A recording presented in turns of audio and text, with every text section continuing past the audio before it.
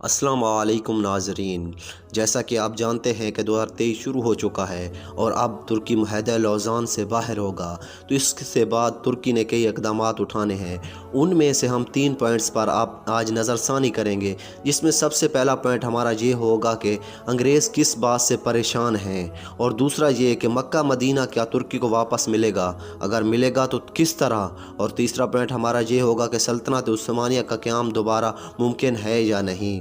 तो नाज़रीन, ये वीडियो शुरू करने से पहले मेरे चैनल को सब्सक्राइब और घंटी के बटन को ऑन कर दीजिए, ताकि जैसे ही मैं इस तरह की वीडियो और अपलोड करूं तो आप तक पहुंच जाएं।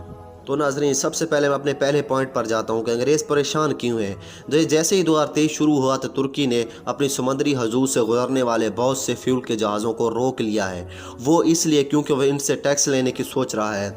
इससे पहले तुर्की ऐसा नहीं कर सकता था क्योंकि वो मुआहदा लौज़ान में फंसा हुआ था, लेकिन अब क्योंकि 2023 शुरू हो चुका है तो मुआहदा लौज़ान 2023 में ख़त्म हो रहा है और तुर्की इस सोच की वजह से एक समुद्री नहर भी बना रहा है। जी हाँ नाज़रीन, ये बहुत बड़ी खबर है क्योंकि तुर्की का मकसद ये नहर बनाने का यही है कि ये समुद्री जहाज़ों से टैक्स वसूल कर सके। तो इसलिए अंग्रेज़ अभी से नई सोचों में लग गए हैं, लेकिन तुर्की अपनी कामयाबियों की तरफ गामज़न है। और इसके बाद सबसे अंग्रेज़ की परेशानी की वजह यह है कि तुर्की अब 2023 के बाद अपनी समुद्री हदूद और ज़मीनी हदूद से तेल निकाल सकता है। इससे पहले मुआहदा लौज़ान की वजह से तुर्की ये नहीं कर सकता था, तो इसलिए अंग्रेज़ परेशान हैं और नई साजिशें रच रहे हैं, लेकिन तुर्की को इससे कोई फ़र्क नहीं पड़ रहा और वह दिलाराना फ़ैसला करते जा रहा है। और इसके बाद अब हम आपको मदीना मुनव्वरा मक्का मुकरमा के बारे में बात करते हैं। तो नाज़रीन, मैं आप अपने दूसरे पॉइंट की तरफ चलता हूँ कि 2023 में मदीना मुनव्वरा मक्का मुकरमा के हवाले से अहम फैसला होगा कि ये अब किसके पास रहेगा, सऊदी अरब के पास या तुर्की के पास। क्योंकि मुआहदा लौज़ान से पहले मक्का मुकरमा और मदीना मुनव्वरा तुर्की यानी सल्तनत उस्मानिया के पास था, लेकिन 1923 में मुआहदा लौज़ान के बाद ये सऊदिया के पास चला गया। लेकिन अब 2023 ये वापस तुर्की को मिलने का इम्कान है।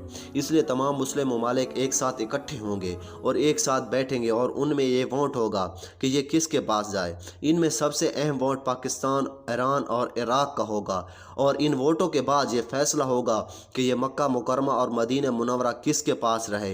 लेकिन उम्मीद यही की जा रही है कि तुर्की को मक्का मुकरमा मदीना मुनव्वरा मिल जाएगा, क्योंकि इस मुआहदे के बाद ये बात तय पाई थी कि इसके बाद मक्का मुकरमा और मदीना मुनव्वरा वापस तुर्की को मिल जाएगा। लेकिन नाजरीन, अब हम देखते हैं कि वोटों के बाद क्या होगा। ख़तरा ये भी किया जा रहा है कि मदीना मुनव्वरा और मक्का मुकरमा के हवाले से बहुत बड़ी जंग भी छिड़ सकती है, लेकिन अल्लाह पाक माफ़ फरमाए ऐसा कदम कोई ना उठे जो मुसलमानों के लिए ख़तरनाक हो। नाजरीन, अब हम अपने तीसरे पॉइंट की तरफ चलते हैं कि सल्तनत उस्मानिया की अगर बात की जाए तो इसका क़याम मुमकिन है, क्योंकि तैयब एर्दोगान एक पक्के मुसलमान हैं और वह मुसलमानों की तारीख़ की इज़्ज़त करते हैं, और अगर ये उस वक्त होते हैं तो सल्तनत उस्मानिया का क़याम मुमकिन है। और जहाँ तक अवाम की राय की बात की जाए तो तुर्की के बहुत से इलाकों में तैयब एर्दोगान को वह बादशाह के नाम से पुकारते हैं।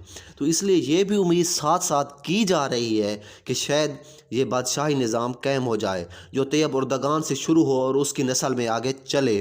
तो देखते हैं नाज़रीन, क्योंकि अब 2023 शुरू हो चुका है, अब कई फ़ैसले होने तुर्की के बारे में। अल्लाह करे ये जो भी फ़ैसले हों मुसलमानों के हक़ में हों। तो ऐसी मज़ीद वीडियो देखने के लिए मेरे चैनल को सब्सक्राइब और घंटी के बटन को ऑन कर दीजिए। और जी हाँ नाज़रीन, अगर आपको ये वीडियो अच्छी लगी हो तो इसको लाइक भी कर दीजिए। अल्लाह हाफ़िज़।